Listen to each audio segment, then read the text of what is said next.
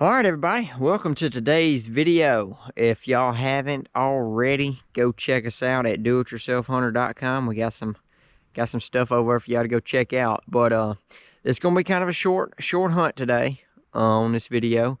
But I want y'all to stay tuned to the end because I got something that some of y'all probably don't do. But I'm gonna kind of touch on it and ask some of y'all a question on the same subject. So we'll see y'all at the end of the video. Okay, you can see it's pretty light now. I got here pretty early. I got here about 6. And was just fixing to get my stuff and put the boat in and go up in here and go hunting. And I heard the rain start hitting the truck. I looked at the phone, it said 98% chance of rain for the next 2 hours. And that's the thing about hunting with cameras. You cannot get in any kind of moisture. You really can't hardly hunt with a foggy morning. A bad, heavy, foggy morning, they messes them up. So I was pretty tired anyway. I was like, I'm just going to stretch across right here in the front seat and take me a little nap while it's raining. And then when it quits, I'm going to get up and head in there. Anyhow, fixing to get my stuff loaded up. And yeah, let's go see if we can kill something.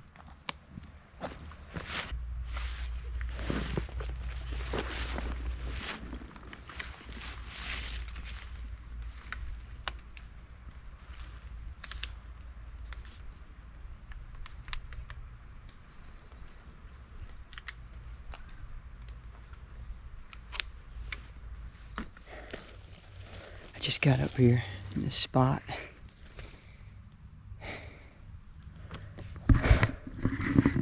About 9:15 right now.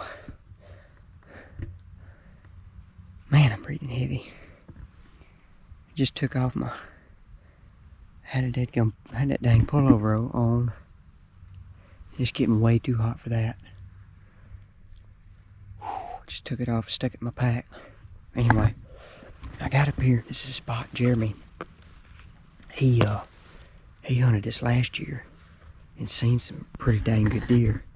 And it was up in this area. I think it pins show they're right up here somewhere.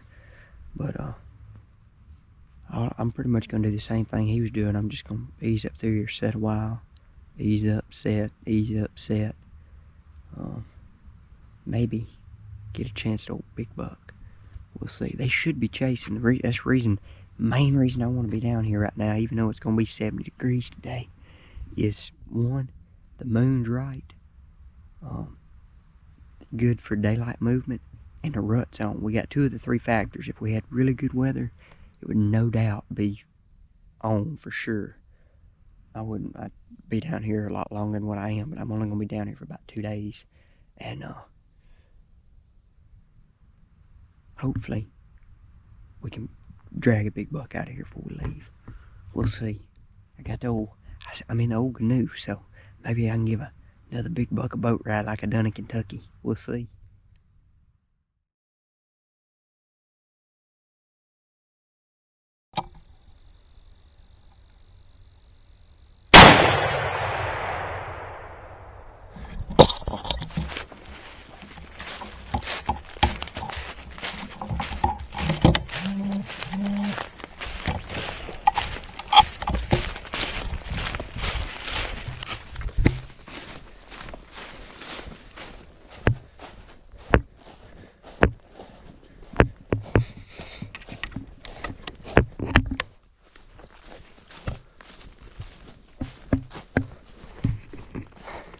I just jumped up and turned around and seen a big buck following a doe.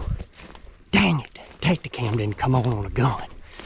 Crap, he was a big buck. Is that him laying right there? Freaking got him. I got him. He's a freaking stud. Oh, yes. I think the Tacticam come on the side. I can see beams. Oh, yes. Oh, yes. Jeez, what a freaking deer. What a freaking deer.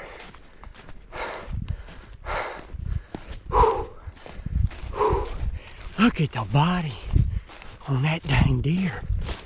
Oh my gosh. What's that big 9-point? Holy freaking crap. Holy freaking crap. Look at that sucker. Oh my gosh. What a deer. I cannot believe this. That is a stud. I'm sorry I didn't get it on camera. I jumped up and turned around and seen the body of a deer. I looked at my binoculars, I seen the doe. She was walking in front of him. I don't know what to say. That's a giant. That's a freaking giant. Anyway, I stood up and turned around. I was just fixing to move down here. And I stood up and turned around and looked, and I seen the doe. I picked my binoculars. I said, there's a doe. I grabbed my gun. I said, could be a buck behind her. Hit the Tacticam on my, hit both my Tacticams. I thought I felt the one on the scope come on. It didn't though. But I think the one that was on me come on. And I seen him step through a hole. I had the hammer cocked and I pulled the trigger. I knew he was big. I just seen him. I seen him from the backside. I didn't know he was that though. What a freaking deer. That's a giant. Dadgum. That's a stud. Yes. Oh, alright y'all. I am still in shock with this deer. I was not expecting anything like this down here today. It's the last 2 days of primitive weapon season here in Mississippi. And just so happened last night, I just had a feeling. I was like, I need to go down there to this place. It's a place we've hunted last year. I've hunted it before. I've never hunted this particular spot, but Jeremy has. Seen some good deer, but he never killed one. And I told him, I was like, I'm gonna go down there. I'm gonna go down there tomorrow, that spot. It's about a 2-hour drive from the house. I said, I'm gonna hunt last 2 days of the primitive weapon season. And he said, well, he said, I'll drop you a couple pins to this spot where I seen them bucks last year. And he said, go in there, you might kill you one. And sure enough, unbelievably, I have killed a freaking giant deer on public land here in Mississippi. I know this wasn't much of a video for y'all to watch, but I am in complete disbelief of this deer right now still. This is probably my biggest Mississippi buck I've ever killed, and killed him on public land, y'all. This is something anybody can do. Any one of y'all can do. I encourage any one of y'all, whether y'all live in Mississippi or not, to start hunting public land or come to Mississippi if you don't live in Mississippi, and hunt public land. Because these deer, this is a really big deer for public land in Mississippi. I know a lot of people probably would pass him up in the northern states, like say Illinois, Iowa, them places like that. But down here, this right here, you pass, you're crazy. I'm gonna be completely honest with you. And you don't see giant deer down here. But I cannot believe this deer right here. He is a stud of a 9-point. Gosh, palmated on that. It's kind of palmated. Got some decent mass on the sides. It's something how he's kind of bladed right there, but his bases ain't very big, which is kind of weird. But he's got dang good beams. Good brow tines. Ain't just super wide, but dadgum, he's got everything else, it seems like. I am tickled to death with that freaking deer right there. I ain't gonna lie. And I hate I didn't get it on camera, but like I say, when it comes to hunting public land, we love showing y'all and trying to encourage people to get out and do this. But when it comes down to it, we get an opportunity at shooting a deer like this, we're going to take it any day of the week rather than trying to get it on video and let it go, because it is too hard trying to hunt and find big deer like this, knowing you may only get one opportunity, and if you don't make that one opportunity count, you may never see that deer again. So I definitely took that opportunity this morning and capitalized on him, and I am not sorry one bit that I made the decision I done shooting him and not worrying about getting him on video. So, man, what a deer. What a freaking deer. Look at that sucker. All right, just got back here to the boat. Or should I say it now? I got back to the boat. I went to the truck and I dumped all my stuff. Still got my cameras, but I dumped all my tree saddle stuff and my extra clothes, get all that weight off my back. Took my gun back, and I've just got back here to where I parked this morning and went in here and shot him at. So let's go in here and get him packed out.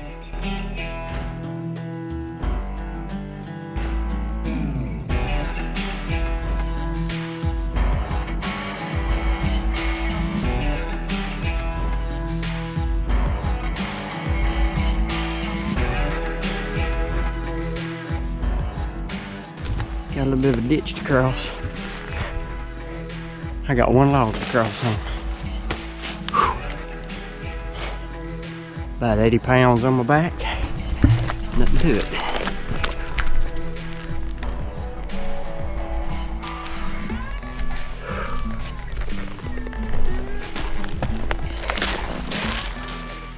All right, everybody. Just got him back to the boat. Got him in it. Needless to say, I'm pretty tired, pretty wore out. But, hey, that's why we do it. We love it.